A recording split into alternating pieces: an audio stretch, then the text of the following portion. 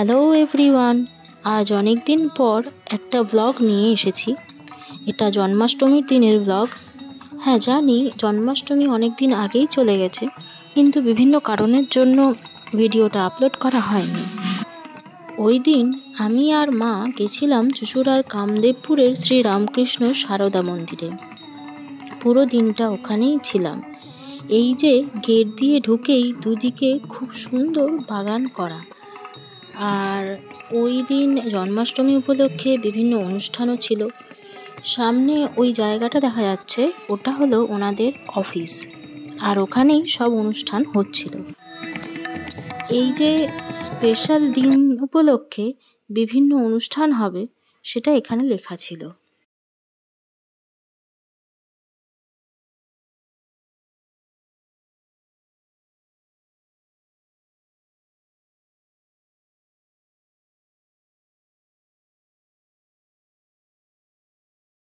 কিন্তু আমরা প্রথমে ঠাকুর দর্শন করলাম, অনুষ্ঠানটা আমরা পরেই দেখব।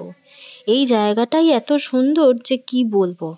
এই হলো মন্দিরের ভেতর, যেমন সব রামকৃষ্ণ মঠ বা সারদা মঠে থাকে, একদিকে পুরুষ আর একদিকে মহিলাদের বসার স্থান। ওই দিন খুব স্বাভাবিকভাবেই জন্মাষ্টমীর পুজো হয়েছিল।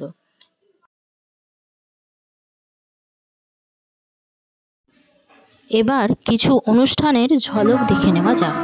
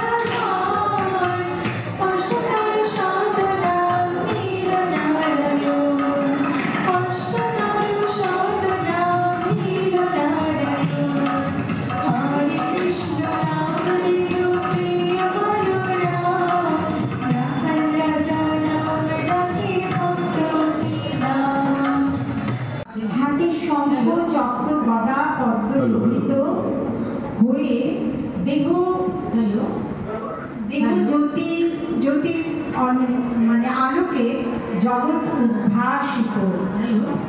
তিনি এসেছেন দীনতা নাশ করে সুচিতা স্নিগ্ধতা প্রকাশ করতে। তার চরণে আমাদের শত কোটি প্রণাম।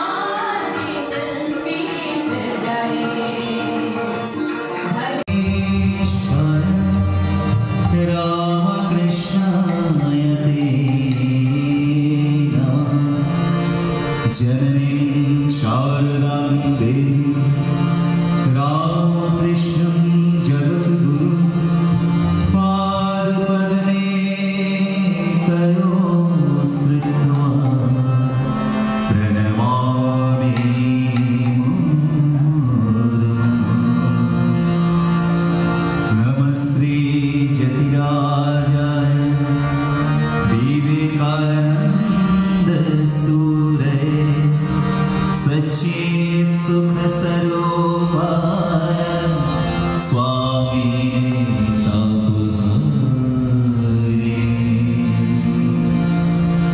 ঠাকুরের উদ্দেশ্যে প্রথমে আমাদের নিবেদন কীর্তনাঙ্গের একটি গান দিয়ে বিনোদর্শক দাশগুপ্তের কথায়।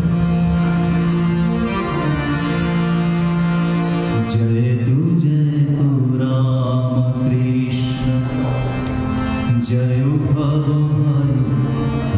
हरि जय तु परम ब्रह्म श्री राम कृष्ण महासमन्वयकारी श्री राम कृष्ण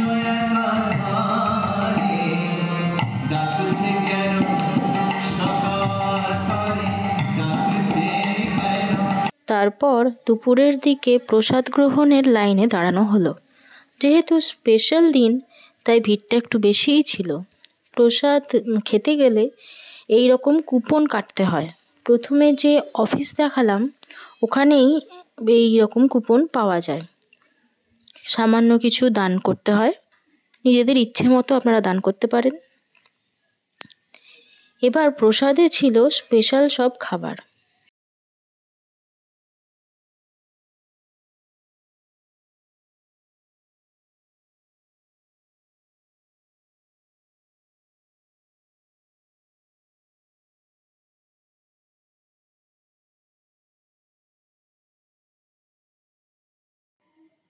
প্রথমে ছিল ফ্রায়েড রাইস, তারপর পড়ল ঠাকুরের ফল প্রসাদ, যেটা প্রথমে গ্রহণ করতে হয়।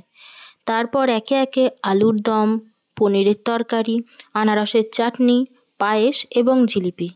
কি অসাধারণ স্বাদ প্রসাদের, কি বলবো।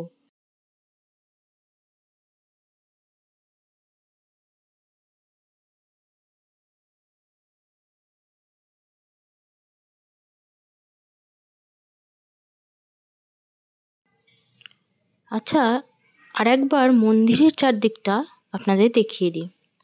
এখানে বেশ দু একটা দোলনা আছে, অনেকেই দোলনায় বসে আছে।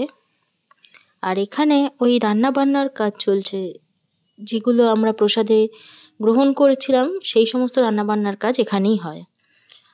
এখানে কিছু সাদা ডাবল পেটালের অপরাজিতা গাছ আছে, প্রচুর ফুলও আছে গাছে।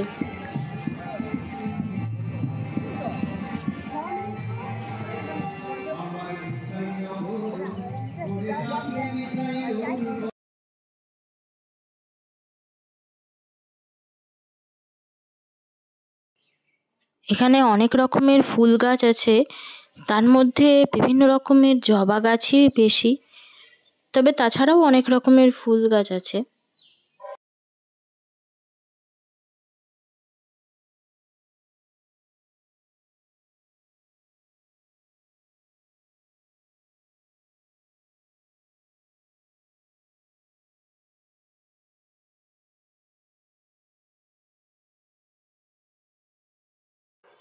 সেই দিনকের আবহাওয়াটাও খুবই সুন্দর ছিল, মানে আকাশে এত সুন্দর ভেজা তুলোর মতো মেঘ।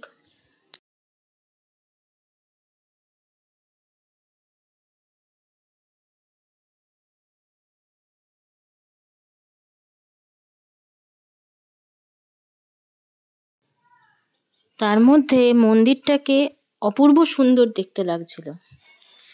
আচ্ছা, এবার বলি, এখানে বেশ কিছু বাচ্চা ছেলেরা থাকে, প্রায় ধরুন 10 জন মতো।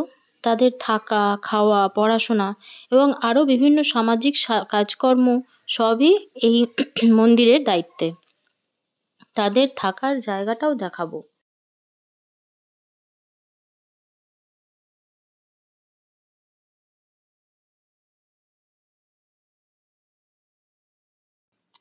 এই যে এটা হলো ওদের থাকার জায়গা। খুব একটা ভালো মানে পাকা জায়গা নয়, কিন্তু তার মধ্যেই ওরা বেশ সুন্দর হেসে খেলে ভালোই থাকে দেখি। যেহেতু ওই দিনটা স্পেশাল দিন ছিল, সেহেতু ওদের বাবা মারা ওদের সাথে দেখা করতে এসেছিল, তাই ওদের সুন্দর মুহূর্তটাকে আর আমি খারাপ করলাম না। এইটাই ছিল সেদিনের পুরো ব্লগটা। আবার দেখা হবে পরের ভিডিওতে। এই ভিডিওটা ভালো লাগলে লাইক আর কমেন্ট করে দেবেন আর চ্যানেলটাকে সাবস্ক্রাইব করে দেবেন। টাটা।